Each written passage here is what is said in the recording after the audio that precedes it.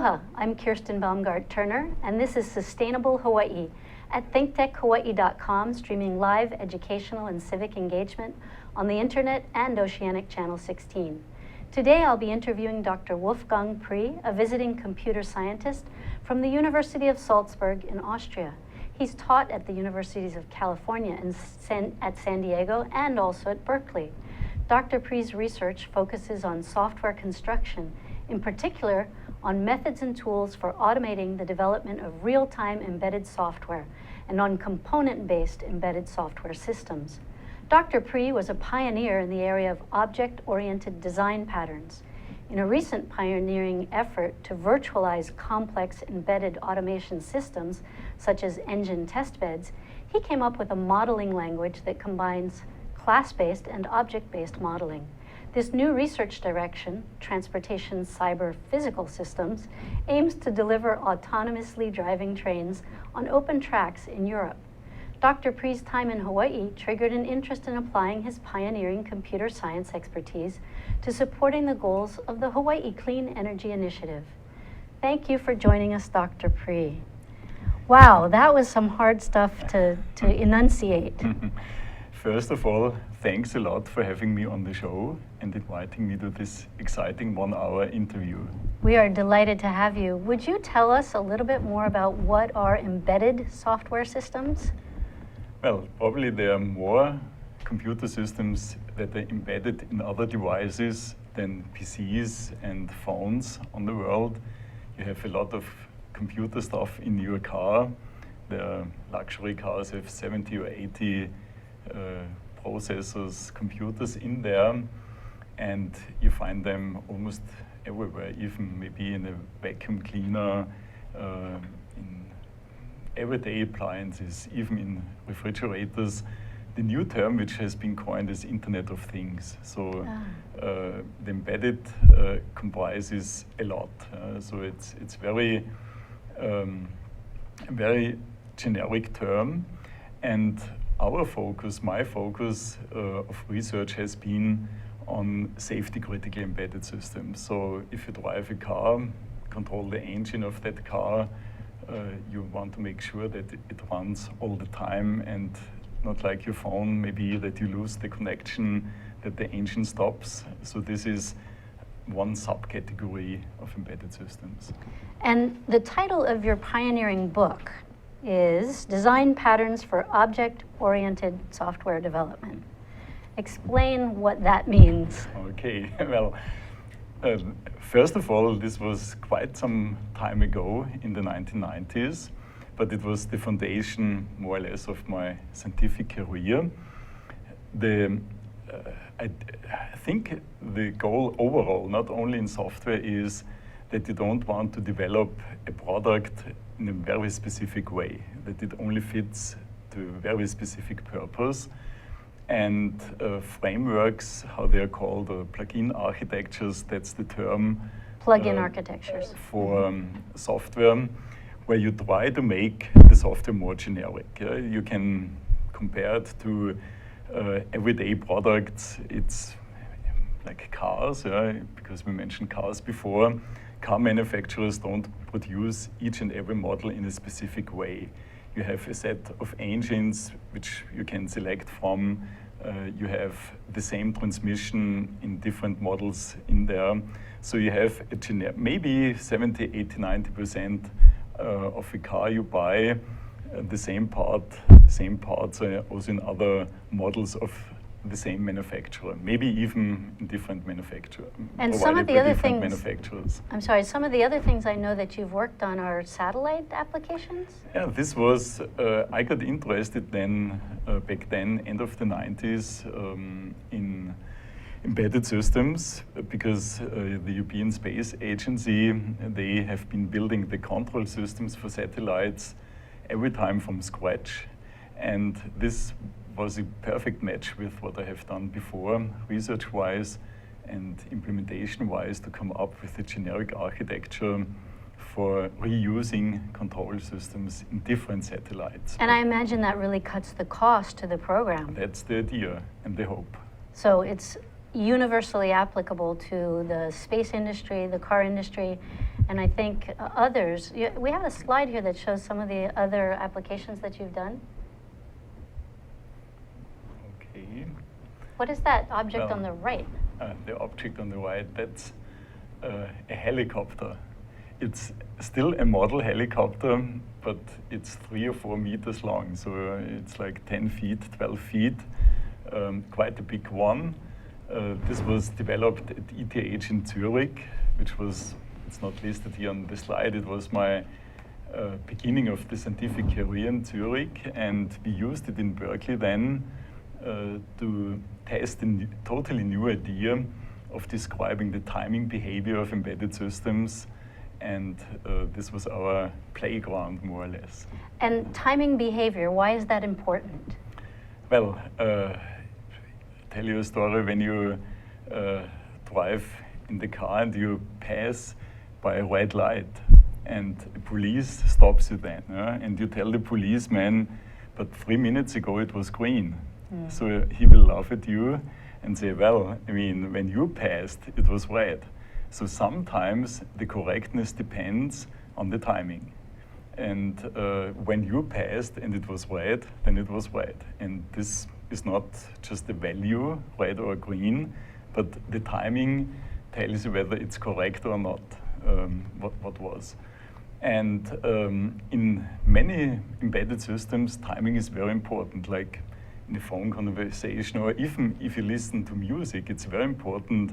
If the timing is not right, then it doesn't sound like it should be. And this is why timing is important in embedded software. I think you've used another analogy about stop signs and why it's from a safety perspective it's important. The story is probably the following.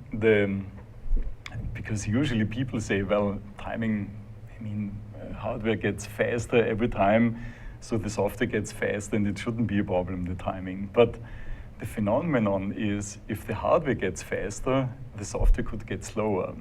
And why can it be? And one example is, in embedded systems, you usually have different kind of things going on in parallel, different functionality being processed, and they often require to access the same resource. And then, if they don't do it at the same time, it's okay. But if they would do it at the same time, there could be something that's called a deadlock. Which is why our computers crash? Could be a reason. The analogy to real life is the stop signs that you mentioned. The American way of stopping when you have a crossing with 4 stop signs is the one who comes first goes first. So if there's 2, well, 3, 4 coming to the crossing, usually it goes fine. But there might be a very special case that all 4 arrive at the same point in time. It's happened to me once. Maybe, it's very probably confusing. Very confusing, but as a human being, it's very easy also to solve that. And Hawaiians are very friendly anyway, and Americans in general, so they will wave you through or let you go, and maybe they wait longer because everybody wants to let go the other one first. But human beings are pretty good in resolving such situations, but computers are not. So what was not a problem before when the hardware was slower, because they arrived not at the same time, the functions, might be a problem when the processor gets faster. The one function arrives at the same time then, and they would wait forever. And it's very difficult to detect deadlocks.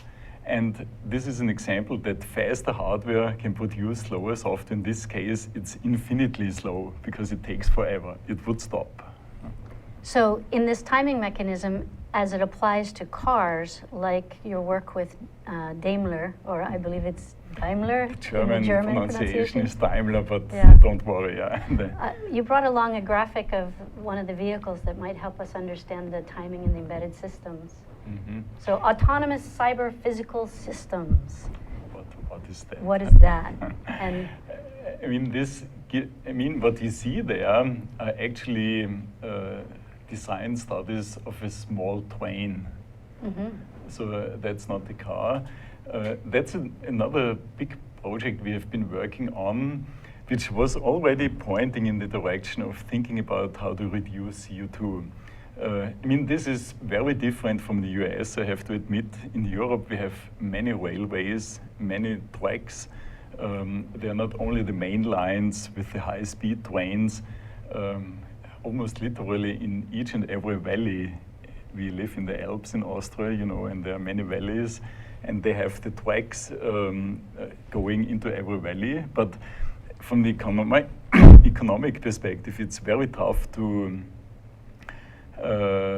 run such trains, and so requires a lot of personnel. It requires the personnel, or the usual way of doing it is to reduce the frequency, like the train goes only every hour or every half hour, which makes it very unattractive. And so the idea is you should have a train every 5 minutes or 10 minutes, a smaller one, as we see here in the design study, but which can be run in an economic way without drivers. So you have the same idea as driverless cars applied to trains. You don't want, I mean, you have the trains without drivers. San Francisco Airport has one. You have the people mover, but they are in enclosed tracks. And the idea is to not change the tracks and have obstacle recognition in the train and control the train totally autonomously. And that's, in the general term, cyber-physical system is something which interacts with the real world, and transportation cyber-physical systems is this application area. So this is very similar to the applications that Google needs for its autonomous car. Actually, we used pretty much the same sensors, implemented the same type of software sensor fusion framework, going back to this original idea of object-oriented design patterns, have a plug-in framework for that you can plug in different sensor types. So this is the red line through the career to apply this idea of generic software to different domains. So when you first came to Hawaii bringing this expertise and this research, working also at the University of Hawaii, what got you excited about these applications for the energy arena? I have, as far as I remember, it was more or less by chance. I was, I think, buying a coffee and saw the newspaper that Hawaii is restricting, the HECO is restricting the PV penetration to 5%. And I just knew from Germany, and you know, there are lots of solar PV panels on the roofs. If you drive through Bavaria, it's amazing. Yeah? Almost every barn has solar panels on it. And so I was wondering, why is it here different? Is there any infrastructure that is different? Cannot be. I mean, electric infrastructure should be pretty much the same construction principles behind it. So this got me interested in why is it here a problem. I mean, it shouldn't be a problem with all the sunshine and all that to produce more from renewables. And this started a longer journey then in different topics in the energy area. So what are some of the more obvious applications for your cyber object-oriented design? Well, I mean, one, that's also something that didn't pop up immediately, but one thing which I think is not around, but which I would be very much interested in doing is you have the smart grids, they need some operating system, some control. You have to manage the energy storage, the energy generation, the inverter, the microgrid you have in the house or in a community there. And typically those systems are proprietary. So if you buy an inverter from that company, you get the system from that company, but then you have to buy the storage from that company, and things It's much like buying a Mac or buying a PC. Yeah, or what it used to be. Even more restricted, what it used to be. So typically lock-in situation. So you decide one component and the rest you are kind of locked in to buy that from there. So And I want to take a break here, and when we come back, I'd like you Okay. to explain further how that might apply to some of the solutions for Hawaii's energy systems. Okay. We'll be right back. Thank you. Hi, I'm Ethan Allen, host of Likeable Science on Think Tech Hawaii. Come join us every Friday at 2 p.m. when I interview interesting scientists about what they do, why they do it, and why we should all care about it. It's a lot of fun to see. We hear, and you can learn interesting stuff. You'll hear all kinds of fascinating science, and we know you'll have a great time. Hope to see you then. Bye-bye.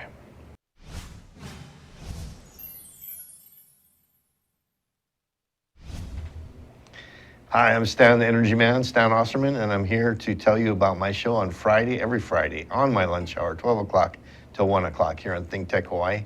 We talk about everything energy and anything you ever wanted to know about energy. So we're full of energy, and we'll see you here every Friday at noon to 1. Aloha. Aloha, we're back with Dr. Wolfgang Pree from the University of Salzburg, a computer scientist who's decided to put some of his expertise to work for solving Hawaii's energy problems. Well, I wouldn't put it like that. It's too ambitious, probably, but I would put it like that. Hawaii was very inspiring. I mean, such a beautiful place on Earth to become more conscious about what we have. I mean, the planet, I mean, you are wherever you are, but Hawaii maybe is even more special than many places in the world, many very special location. And also this combination of having, I think in Hawaii you have 6.5 hours of sunshine per day on average every day for the year. In Bavaria, for example, we have I think 2 or 2.5 hours per day of sunshine. And yeah, it makes you think, like it was a number, I'm not sure, of 2012 or 13, Bavaria had more solar PV panels installed than the whole United States. So this includes California, Hawaii, Nevada, all the sunshine states, Florida. And yeah, this makes you think, why is it? I mean, it would be much more efficient here. What could be done? Or what could be a potential contribution, small contribution you could give? And sometimes it's good to have a beginner's mind, and the beginner's mind often starts also with small things, small kind of experiments or ways to think. And well, I wouldn't say that starting with smart grid applications is such a small way to think. Well, because you really were looking at the big picture about more open source. Is that what you were leading to? I mean, this would be one idea. I think open source could help to harness the competition which is going on now. For the different varieties of smart... For the storage systems. So there's a huge competition. What are the cheapest storage systems? And there's really an enormous, it's not by 10 or 20% different, it's by a factor of 10 or 20 what you gain or lose. So it would be good to be able that many communities or households could harness that competition and are not locked in. But also in terms of making more open source for the connectivity or the cyber systems or object-oriented design for smart grid applications too, right? And it's also, I think, a price tag. If you have an open source operating system for developing nations, I attended a conference in Vienna. It was by chance in Vienna in June last year on the small island development states, many of them in the Pacific. I think it would make it just easier, the hurdle would be lower to deploy renewable energy on such island states where you have plenty of sunshine. Both from integrating renewable energies, running microgrids, as well as what kind of and cost reduction. Being able to buy the cheapest storage, the cheapest inverter, cheapest solar panels, and be able to plug it together, and it works. But because I said starting small, I didn't work or implement the open source thing, but that's on the pretty much on top of the list. I want to do, and inspired also what I've been doing during this sabbatical. But there are other things, and one book which I found very inspiring was written by a Berkeley physics professor, Richard Muller, called Energy for Future Presidents. A book which you've given me, and I'm looking forward to reading. I'm sure many people won't agree with all the points that are listed there. On the other hand, it's very hard to argue against. It's from the economics and physics perspective, what can be done, what is realistic. So I think it really changed my way of thinking about the energy topic. And one big topic in the book is also energy efficiency. And so that's probably the part where we can start small, but might have an impact, because I mean, this is also maybe a cultural thing, but in Europe, when you come as European to the US, what you feel is most buildings in the hotter climates or warmer climates are too cool. So the air conditioning is turned on a bit or way too much. In Hawaii, sometimes it's freezing cold. It is an irony that often we walk around downtown with sweaters on. Right. I mean, I think I wouldn't say funny, but the strangest situation was at the DMV. All the employees had sweaters on. It's freezing cold in there, and they cannot change it. And so energy efficiency is one important topic, and I think there's one slide on the one idea which I have implemented. I've implemented this small app to democratize room temperature. So if you have public meeting rooms, it might be a public room like the DMV, it might be a conference room or whatever, then the people who are in there should be able to vote. And if it's too cold, you should be able to say, well, let's move the dial on the thermometer a little bit up. Maybe it's too warm, then you move it down. But I love this idea, because one of the things that's so sexy in conferences now is that people are voting for different choices. For example, at the Clean Energy Day, we vote on certain policy areas. Wouldn't it be wonderful if we can now vote on making the room more comfortable? Right. So I have implemented that prototype, and it's waiting for, maybe it's picked up. So the hope is, might be Siemens, might be Johnson Controls, whoever, to pick that up. So you've completed the app. The prototype, the app is completed. It's not connected to an actual system which controls the room temperature, but I would say it's not a big deal. I mean, technically it's definitely straightforward. So it's a small thing, effort-wise, but might have an impact because you can save energy. And this is, I would say, as important as producing more percentage in renewables. If you need less, it's also a contribution. And I know you've done something else for your children's school while they're here. Well, this was, the last summer. Probably, I mean, this is totally diverting now, Okay. But I have to tell you, the thing is with last summer was very hot in Hawaii. I mean, everybody knows who was here. And Richard Muller also, he founded, I think, with his daughter, the Berkeley Earth Institute. And he says the tricky thing about climate change is till now, we are still a little bit below 1 degree Celsius warming. You could blame chance that it's like this or that. And this last year was a very strong El Nino year. And it was the strongest El Nino on record, but it could be just by chance. So you cannot blame climate change. So it might be, but it might not be. And anyway, I mean, the effect was clear. I mean, if it's so hot, it's really bad for the students in the classrooms in schools. And, the conventional way of thinking is put air conditioning in and, let's avoid that situation with the conventional means. And there's an idea, I think it was Art Rosenfeld, the former energy commissioner of California, also a Berkeley physics professor by chance. He came up with this idea about 10 years ago of painting roofs white. And so the idea was let's do it. And it was very helpful, the Kanalu principle. So this is Kainalu Elementary School. Sherry Sunabe allowed it to paint one of 3 buildings in a special white, a very high quality white, and really measure the temperatures on the roofs and in the buildings. And this was measured then end of November, December, so it's definitely not the hottest time of the year. And still you could see clearly the days which are more sunny. You have in the classroom, you have 1 degree Celsius difference, which is about 2 Fahrenheit difference.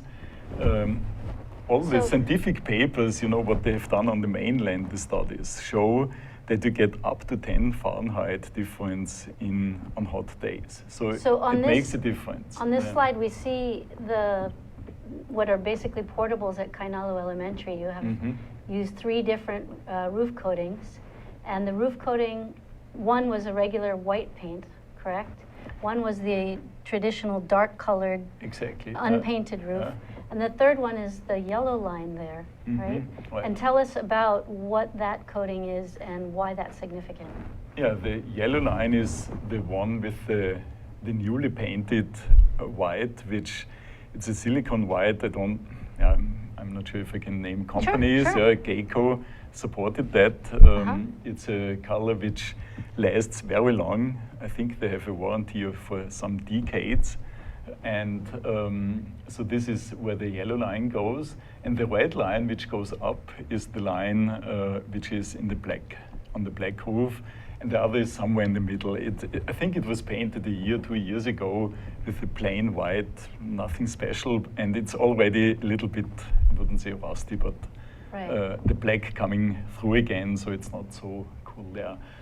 But the main message here is, here you have hard data, and you see what the effect is. And it was also amazing for me. It's a small Internet of Things, a sensor network, which you put up.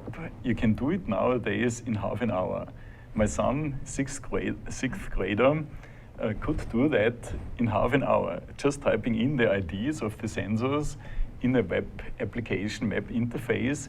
And you don't have to go in the classroom and record the temperatures every 10 minutes or every half an hour. So it was quite a learning opportunity for your son's classroom? Also for me, to see how quickly you can set up such a quite decent, we have, I think, in the classrooms now 6 sensors on different, 2 in each room, in different spots, and high temperature sensors on the roofs. So it's the 8 sensors, half an hour. Here you see the one white roof, and that's a very cheap measure with definitely a huge effect. We measure the difference of 15 degrees Celsius on the roofs on a usual sunny winter day. Not a hot day, but a winter day. And that's in line with the other studies in the US, like you have... So what's important here, though, we have to go to a break in a minute, is the bottom line, the yellow line, is with this coating. It's the Geico white. So it's considerably cooler in the classroom by using that. It's already 15 Celsius, which is 30 Fahrenheit about. And it goes up to 70 or 100 Fahrenheit less roof temperature. So where you have not a good insulation and a climate like Hawaii, it would be an obvious choice to cool the houses. So in the process of trying to figure out how to do cyber-oriented computer applications, object-oriented design, you've decided to solve some problems at Kainalu Elementary School, as well as in the conference rooms that you've had to sit in and gotten so cold. I'm really looking forward after the break to find out what other things you have in mind for renewable energy applications for us here in Hawaii. We'll be right back with Wolfgang Pree. Aloha! Hello, my name is Patrick Bratton. I'm host at Global Connections here at ThinkTech Hawaii. We broadcast live every Thursday at 1 p.m. We bring Hawaii to the world and the world to Hawaii, talking about international events and various things of interest to the audience. Please join me. I look forward to talking with you and having you get to meet some of my guests. Aloha. Hi, my name's Hillary Weinberg. I'm the host of The Whole Gamut on Think Tech Hawaii. See us live every Tuesday at 1 p.m. or on our YouTube channel to hear us talk about world affairs from Hawaii and beyond. See you then. Okay, I'm Jay Fidel, that's Ray Starling. We co-host a show called Hawaii, the State of Clean Energy, every Wednesday, 4 to 5 p.m. It's really interesting. You know, Ray has a way of unzipping these guys. He asks them these questions and all this stuff tumbles out, and we find out stuff we would never know about without Ray's questions. Thank you, Ray. You're welcome, Jay. I'm very pleased to be your Ed McMahon every Wednesday at 4 o'clock here on the internet. So you can join us and see what's happening in the energy world, and there is a lot going on. So join us every Wednesday at 4 o'clock. Yeah, come around, be energized right here on Think Tech. Aloha. Hi, this is Sustainable Hawaii, and we're back with Dr. Wolfgang Pree, who has been applying his sabbatical time to solving local solutions to energy at Kainalu Elementary. And I know that you've also been working with some vehicle designs, as you mentioned earlier, and you've been thinking about electric vehicle applications for some of your computer system software. Right. Tell me about that. Yeah. Well, probably just as a bridge to the previous statement, then the painting the roof, so is the whole thing is really down to earth. Simple solution. Hardware, simple solution. I mean, the only computer or software thing that comes in is what's available now and to use what's available. So it's not much, but probably I just add the one thing. There was, I think, this statement by Art Rosenfeld, if in the urban areas, in the hot and moderate climates, the urban areas would be 80% with white roofs, it would be the equivalent of removing 300 million cars from the planet. Wow. So it's really huge. It's a significant impact. And I'm really not sure, but I think I found it in the internet recently, was that LA had the law put in place that new buildings have to have white roofs. So there is something going on, and it might be good to create the awareness for that. That it's Absolutely. a very simple measure, but very effective. Right, absolutely. Yeah, at least And in so, the Pacific region. if we can't get all those cars off the road, what can we do in the meantime to make them more energy efficient? Using computers. If we would know what really is the solution, it would be exciting. But at least in the meantime, we try. And one thing which is definitely not only hype but already reality are electric vehicles. You have different ways of doing that, and that's something we have been working on with Daimler in Stuttgart. That was the only reason I had to go back to Europe one time in fall then for a workshop with them. They have the challenge and also the opportunity. Nowadays, in personal computers, you have multi-core hardware. So you have fast processors with multi-cores. You can do things in parallel. Multi-cores? What does that mean? Not only one CPU core, but several cores, like 8 cores, Wow. 16 more. And in the embedded area, it's always a little bit lagging behind because you don't want to have the high-end, expensive, super expensive computing resources there. But nowadays, there's no way out of multi-cores also in cars and embedded systems. So they have to move the existing software, which they have electric vehicles, I mean many manufacturers, and they want to harness the new capabilities, the new computing resources effectively. And this is where this timing definition language, which we have talked about in the helicopter example, comes in. That's a concept study of Daimler. In the Mercedes-Benz is one of the brands, the car brand of Daimler. And yeah, that's where we try to apply the technology in order to help them come up with new functionality for electric vehicles. And they have many ideas, and they have to be implemented, and they have to have the possibility to harness the hardware. What are some of the other applications for the embedded systems, but also the object-oriented design that you talked about for other kinds? We talked a little bit about the smart grid, electric vehicles. Are there any renewable energy technology applications? I mean, renewable, there's also a lot of optimization potential still in conventional technology. Like, there are more than 1 billion cars on the road with combustion engines. Combustion engines are still developed.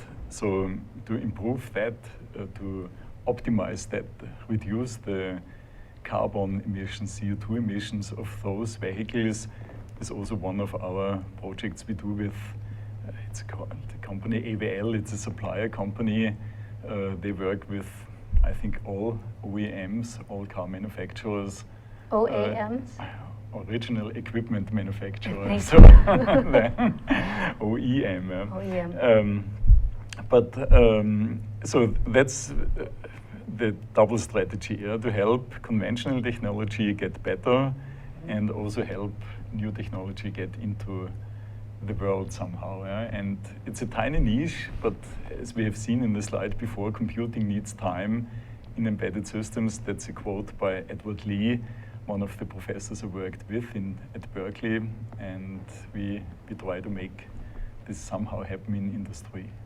So there can be applications going beyond, for example, reduction of carbon emissions. And one of the things I'm wondering is, were you early on involved? And I remember actually studying in California myself when that was the hotbed issue, was putting the converters, I forget, carbon conversion, what were they called? The carbon converters in the automobiles to reduce the exhaust emissions. It sounds like there's still a long way to go on that. Are we putting too much of our focus on reducing existing technologies' emissions and not in creating whole new technologies and thinking from a different paradigm? Sure. I mean, I think a very good example is what Bill Gates announced at the Climate Summit in Paris, this initiative of breakthrough. I think the website is Breakthrough Energy Technology or Challenges.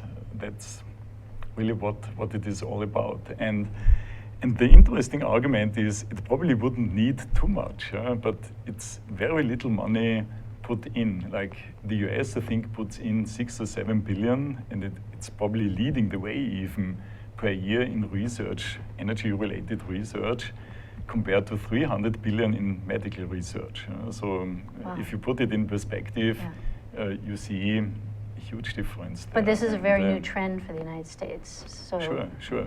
And whereas Germany, I understand, has been putting percentage-wise, of their GDP and also per capita, a great deal more, not in the, past 20 years. I mean, it's a mixed story. I think on the one hand, very positive because it was a strong push towards renewables.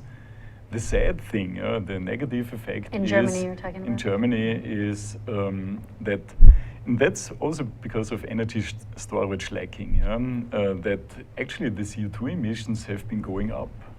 In Germany? Way up, because they built new coal power plants as a standby resource if you have all the unpredictability in solar and wind. And so at the same time, they've pushed, and to very great effect, renewable energy systems, particularly rooftop solar. The German approach, and has this been an actual government policy, I guess so, in permitting the coal plants? It was. But they've been building high-emitting coal plants. That's kind of sounds crazy. As always, the story is more complicated. There are many factors, but if you really just look at the fact, is the CO2 going up or down the emissions? It's going up. And right. I mean, one reason was also the decision to quickly move out of nuclear plants. So they closed nuclear plants till, as a result of the Fukushima shutdowns? And so all comes together. So to be fair, it's not one reason, and also the patchy long transmission lines, they have not been built. If they would have been built, it's always this, not in my neighborhood. And We're very Germany, familiar with that. Germany in is Hawaii. much more densely populated than most parts of the US. So it's a tricky issue. But it shows also that you can do many things right and many things wrong at the same time. And I think the overall goal has to be CO2 has to be reduced to zero or toward zero. Otherwise, we will watch the planet warm up. So the real question is, how do we do that? Right? What is the right pathway to reduce those CO2 emissions? On the one hand, continue with existing technologies and tweak them to be lower emitters. On the other hand, is to step out a la Bill Gates and create an international global challenge to look at how to approach this from a new paradigm. If I would know the answer, I would tell you, but I have to admit, it's also very tricky what to do. But as we have seen also in these small steps, these small projects we have done, I think it's also creating awareness. A very simple thing. If you become more aware of that energy is a very valuable resource, and it's very, it should be conserved and not wasted. I think this would already change a lot. And so behavior change is a key part of shifting our paradigm. That's definitely the consciousness, the awareness about what it means to just consume energy. I think that's a very important factor. And also to give people the tools. So once that awareness is raised, we need to put into people's hands the tools to do something about it. Right. And it sounds like that's what you're doing on the small scale in Hawaii, while you're thinking about these bigger, heady issues. Well, and nobody knows. I mean, predicting the future is very hard. The key thing is, if more research is done, probably totally unexpected things will pop up. And I have one example in store which fascinated me, because it's something the European Union even forbids research in this area. It's in new nuclear technology. Bill Gates is investing in what he calls traveling wave reactor. Traveling wave reactor. And what is a traveling wave reactor? It uses the waste, the nuclear waste, which is around now, and it's a much safer design, and a design which is supposed to work much better. But it's just one example of, it could go nowhere and it could be the big thing. And right. And it's actually a systems thinking approach to look at waste not as waste, but as a resource. Right. And that's clearly our sustainability message. But I want to close our interview today, our discussion, which has been really valuable. I think we've all learned a great deal about how software systems can be applied to solving all kinds of solutions, both on the more advanced smart grid applications, as well as on very simple solutions like altering the temperature in the room. And as you said, democratizing the process of doing that. So I'm wondering, as you move forward, if you would have more ideas for our community, and look into this camera and challenge us to what else we might be able to do to support your kind of high-level thinking. Oh. Well, it's always easy to demand something from somebody else. That's the one. But at least I can suggest something that I'm doing already myself, to drive a small car. That's, if you go around here in Hawaii, you see so many big cars and trucks that it's just amazing what's going on. This would be a contribution to awareness. So